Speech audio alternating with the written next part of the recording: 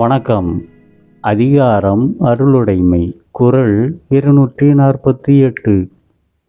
பொருளற்றார் பூப்பர் ஒருகால் அருளற்றார் அற்றார்மற்றாதல் அரிது.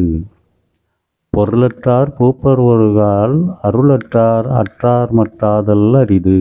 இக்குறளின் விளக்கம்: பொருள் இல்லாதவர் ஒரு காலம் வரும்போது மலர் பூப்பதை போல முன்னேற்றம் கண்டுவிடுவார். பொருள் இல்லாதவர் ஒரு காலம் வரும்போது மலர் பூப்பதை போல முன்னேற்றம் கண்டுவிடுவார்.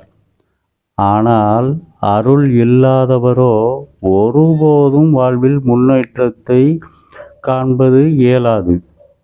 ஆனால் அருள் இல்லாதவரோ ஒருபோதும் வாழ்வில் முன்னேற்றத்தை காண முடியாது என்று அருளாளர்களுக்கு கிடைக்கும் நல்வாய்ப்பு குறித்து குறிப்பிடுகிறார் ஆசான் திருவள்ளுவர். நன்றி.